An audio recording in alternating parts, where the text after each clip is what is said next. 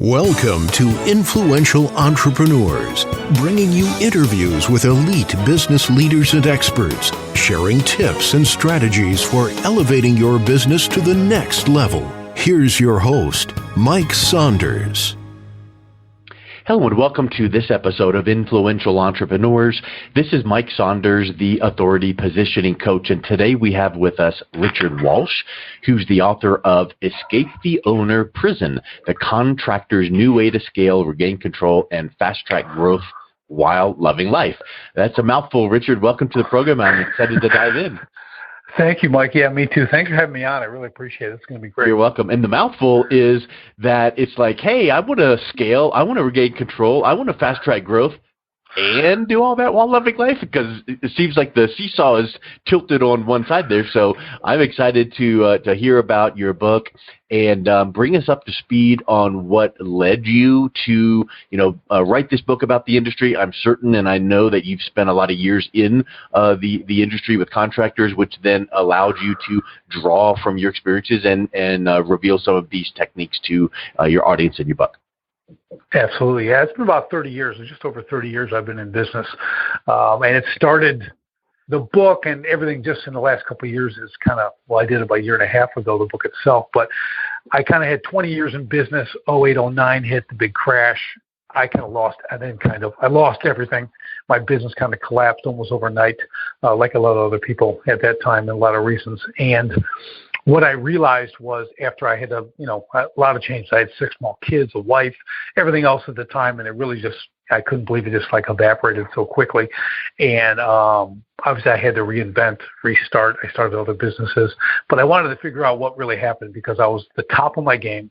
I was the best at what I did, super successful. Things were great. And then it just went away. So my thing was, well, what happened? And I realized through, looking back and really kind of starting to document what I had done, there's a lot of little things that added up to one great big thing, which was failure, right? And we always get little failures along the way, which is okay. But I realized that all those little things culminated into some big things that maybe not be recession-proof, not have the right things in place. And then also realized that I was actually chained to my business. If I didn't open the door, things didn't happen, right? A lot of people are in that way. A lot of guys go from being a technician to being a business owner, but never stop being a technician. So I saw this commonality throughout all the people I had dealt with, all the other entrepreneurs I know, guys in the trades and service business. So, I started to create a roadmap to get out of that, and that's where Escape the Owner Prison came from. It's like, how do we do this? And then I put it into play in my other businesses, and it really worked out well. So I decided to start helping others do it because that's where I get my most joy, is really helping other people create that freedom, to have a successful business, but still have time for their family, have time for recreation, because we never had that. I spent 20 years working 16 hours a day. So that was the whole catalyst of the book. Yeah, I think that's so interesting. You hear that so many times with, boy, I wish things were different, so I'm going to make them different, and then I'm going to teach people what I learned through that process.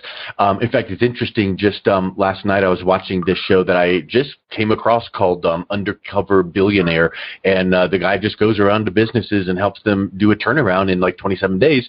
And the business that he chose was a car detailing shop, and then the guy had a soup kitchen kind of a thing to help the community.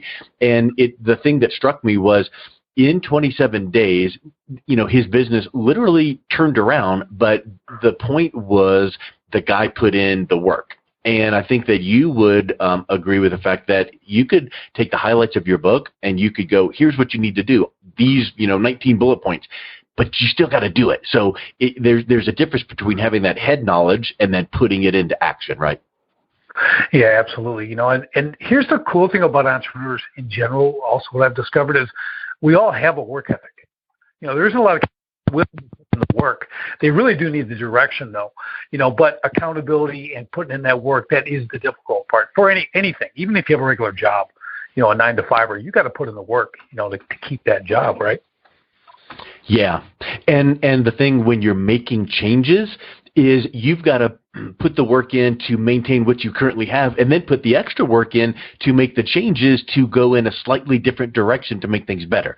So many times it's not just a matter of, I'm going to immediately be working less and be more efficient. That comes later, but it takes a bit of time to change the direction of that big old luxury liner boat rather than a speedboat. It takes a little bit of time. What do you teach in your book to help contractors understand? It's going to take a minute or two. Don't think it's a magic bullet. Yeah, I definitely emphasize that, and I have stages. We do what I do with the book is I went, you're 0 to $1 million, $1 million to $5 million, $5 million to $10 million, then you go scale up from there. So you have to understand those stages and what needs to be put in place. And the important thing is building the foundation in the beginning so that you are scalable. A lot of guys are always going to wait until they make money, wait until they become successful, and they don't really understand the beginning process, concept of creation. Then when you make it, what things should you be putting in place at this very moment so that you can elevate yourself to those levels, and maintain, again, the balance and the freedom that you want in your business. But it's also about understanding what delegation is, elimination, how to do the right things, focusing on your 5%, the only things that only you can do while you grow your business. So a lot of guys, again, are getting in, they're still working on the roof or, swinging a hammer, doing what they do, and they don't understand that the business can't grow that way. Because if it depends on you only, to do everything from, install the roof shingles, say, down to, do the accounting, you have a major limitation there, and you're not going to even get past the 7-figure range. Yeah, exactly. Hey, so you talk about an exit strategy. Why is that so important to success, especially if you're in the mode of, let me polish up and clean up what I currently have right now? I'm not even thinking about selling or an exit, but you're proposing that you need to have that in place to kind of help guide you, right? Yeah, it's like a really, really critical element in my academy. It's like the second thing we do, right? You got to focus on it. Here's why, because when you choose, like, what's the number, what's the date, and again, you got to set them. It doesn't mean you have to stick to them, exactly when the time comes. But if you don't have a purpose, like, I want to, in 10 years, I want to be at X amount of revenue. I want to, be able to exit. I need this much passive income coming in to replace my business income, so I can move out of this, exit this comfortably. There's a lot of factors to this. And here's the important part of that, Mike, is that becomes your business filter. Okay, every time you have a business decision to make, you run it through the exit strategy filter. Does it feed my exit strategy or does it detract from it? If it detracts from that goal, then I have to say no, right? Because as entrepreneurs, we often get distracted with shiny objects and things like that. But it's very, very important to understand where you're going. It gives you incredible clarity on your purpose, your mission, your business itself, and it really keeps you on track because you understand how much you need. Hey, I need $80,000 a month passive income to be able to exit this business, right? I want to make, I need a minimum sale of $2.5 million of my business to exit. So how do I build that? So you kind of reverse engineer from there. So it's very, very important that that's very, very clear in your business plan going forward. You talk about your 5%.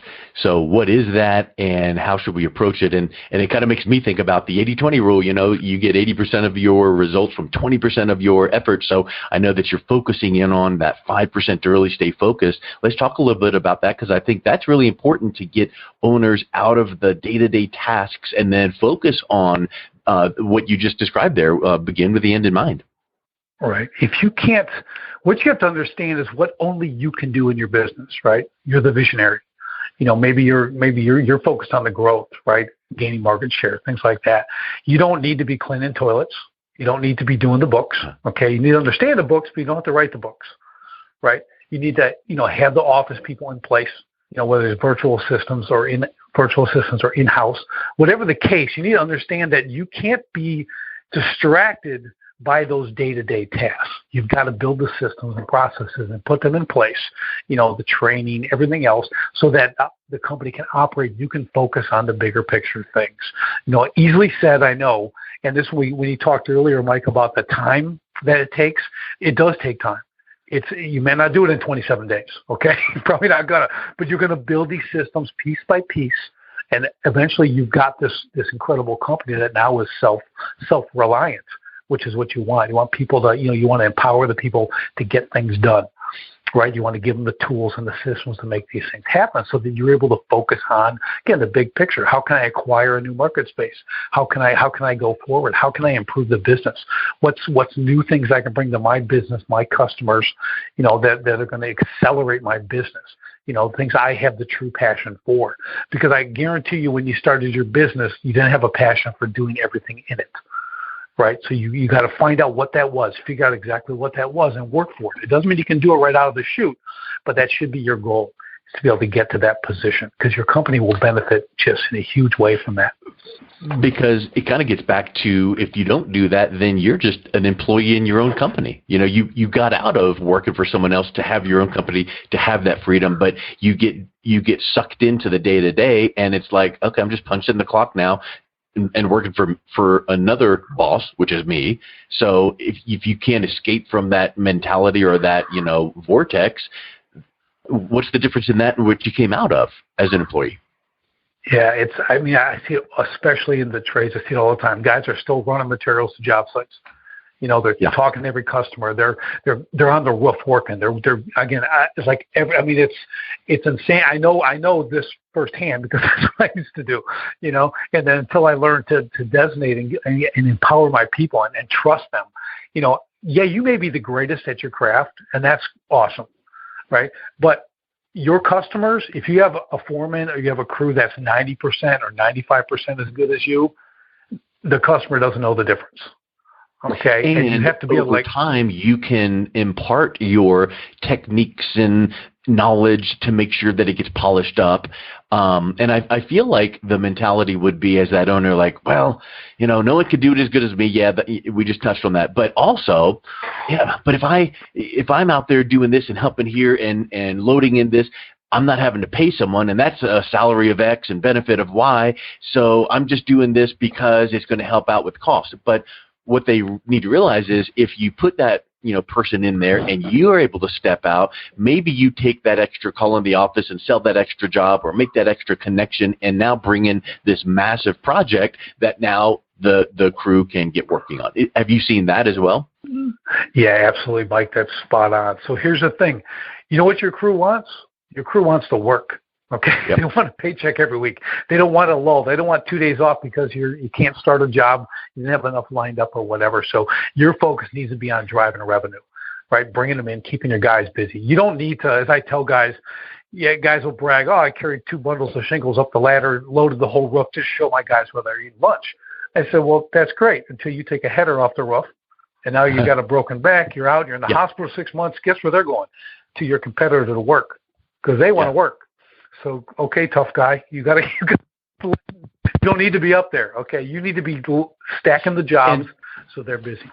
And great, we appreciate your heart of showing and modeling, but guess what model that they would appreciate much more? You showing up at lunch, or you telling them the day before, I'm bringing you lunch, and oh, by the way, when I'm handing out your lunch sacks that I brought you, and you love that, I just landed another huge job. We've got 3 months worth of work, or and that's what they want. So yeah, to your point, tripping and falling ahead, your intellectual capacity and your brand many times is you as the owner. So get out there and, glad hand and network and find the past jobs that you've done and ask for a referral and whatever the case is. So yeah, it's really hard. I recognize that, but I feel that if you could explain to people success stories from owners that have done it the right way, and then the first bit of, momentum they get, it's like, ooh, I can do that. That's fun. That's good.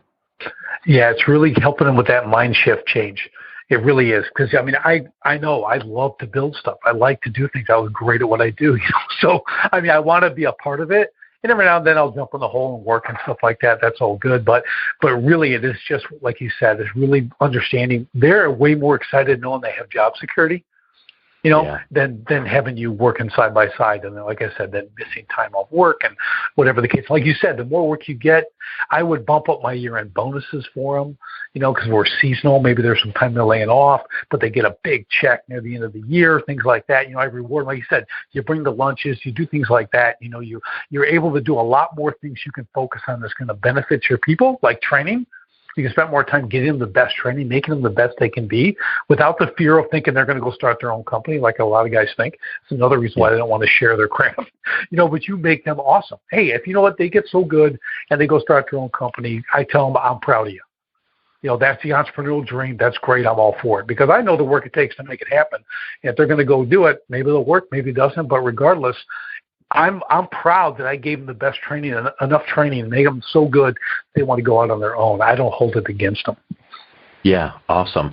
So can you think of a recent, maybe a success story, case study with someone that you've worked with, talked to, read your book, that you can say, you know what, they kind of were a little apprehensive at this, but once they did this and they saw that really sparked some momentum for them?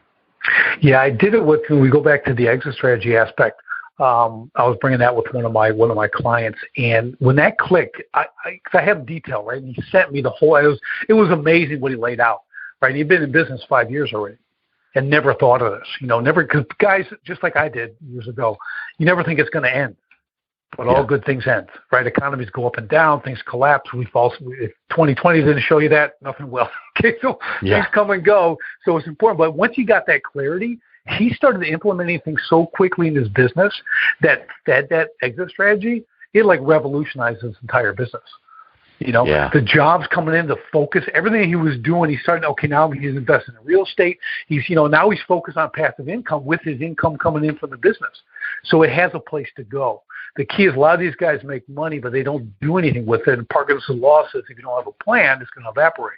That money will literally just evaporate. You'll buy equipment, you'll buy stuff you don't need, you'll have a good time. And again, speaking from experience, that's what happens. So once you have a plan like that, that's so solid, everything has a place, and then literally his growth became exponential, over the next 6 months, year and a half, 2 years. It was amazing. Well, have you ever read the book Built to Sell? Yes.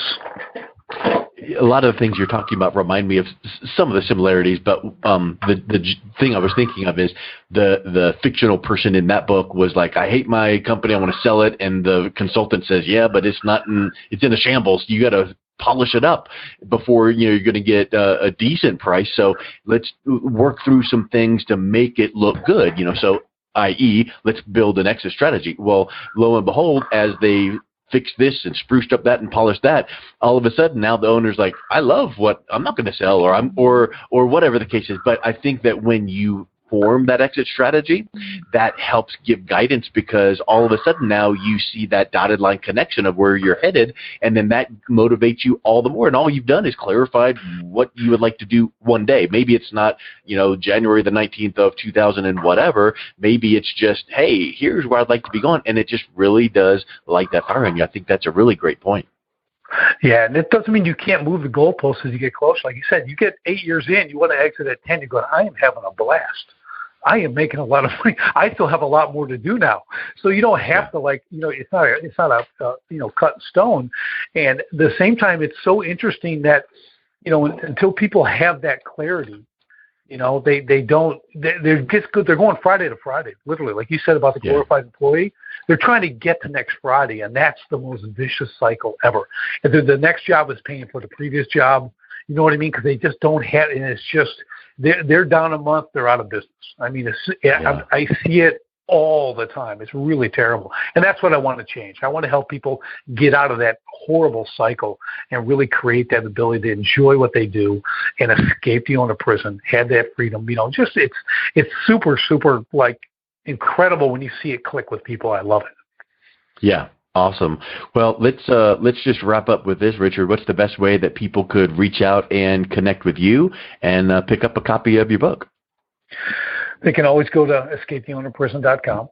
That's a great one. I'll also give you, for your show notes, I have a free ebook that I love again called Build Value, Build Profit. It's kind of a 31-page deal. It's kind of like my book on the quick.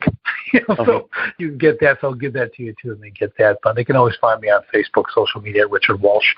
Find me. But yeah, that's the best way to do it. Awesome. Well, Richard, thank you so much for coming on today. It was great talking with you. Yeah, I loved it, Mike. Thanks so much for having me. I really appreciate it. You're welcome. You've been listening to Influential Entrepreneurs with Mike Saunders. To learn more about the resources mentioned on today's show or listen to past episodes, visit www.influentialentrepreneursradio.com.